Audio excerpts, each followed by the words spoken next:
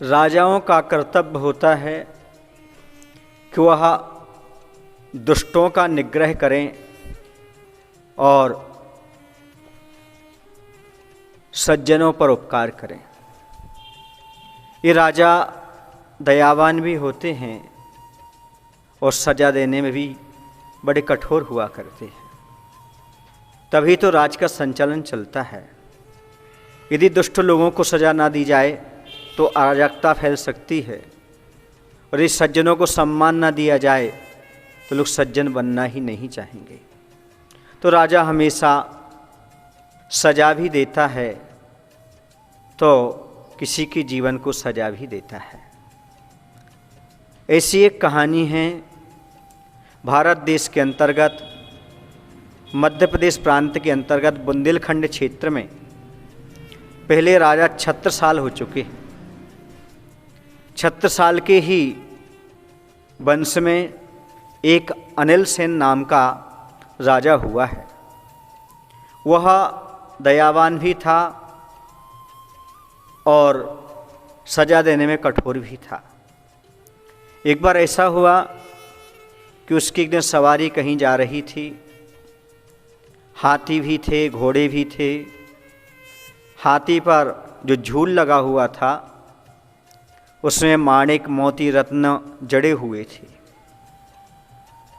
उसी के साथ हाथी के साथ एक सामान्य नौकर चल रहा था।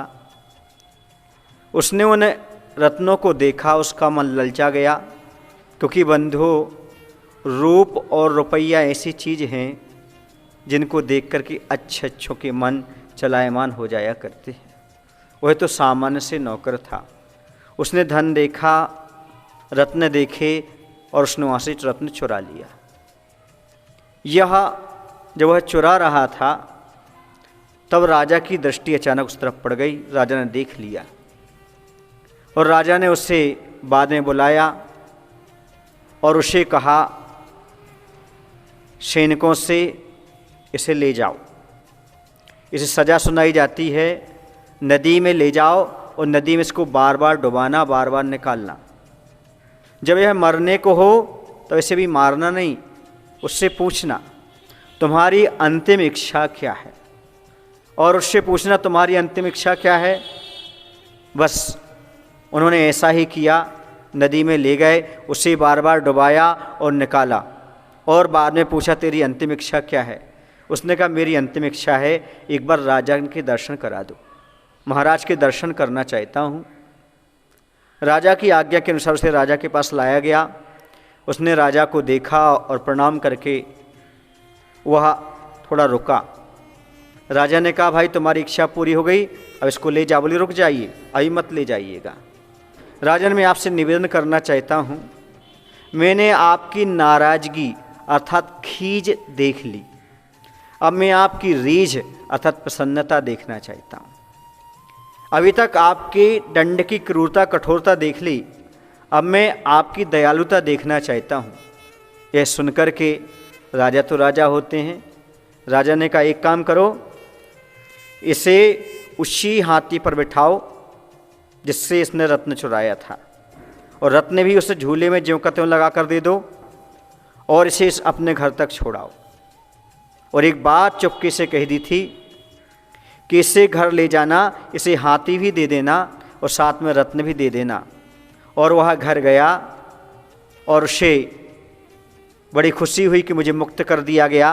लेकिन जब उसने देखा कि मुझे हाथी और रत्न मिला, उसने कहा वास्तव में दयालु हो दुनिया में तो हमारे राजा जैसा होना चाहिए।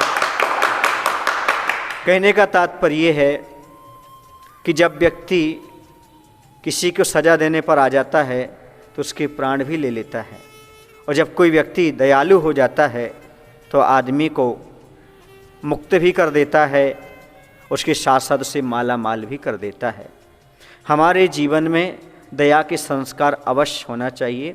इस कहानी से शिक्षा मिलती है कि कितना ही बड़ा अपराध दुनिया में कोई क्यों ना कर ले, लेकिन क्षमा से बड़ा कोई दंड नहीं होता, क्षमा से बड़ा कोई दंड नहीं होता। राजा महाराजा पहले ऐसा ही दंड दिया करते थे, क्योंकि अपराधी को सुधारना है, अपराध को समाप्त करना है, अपराधी को मारने से अपराध समाप्त नहीं होता। यदि अपराध समाप्त हो जाता है तो अपराधी भी अपने आप में बदल जाया करता है और उसका जीवन भी अच्छा हो जाता है। इसलिए राजा जो होते हैं वह पूर्व पर विचार करके कार्य करते हैं।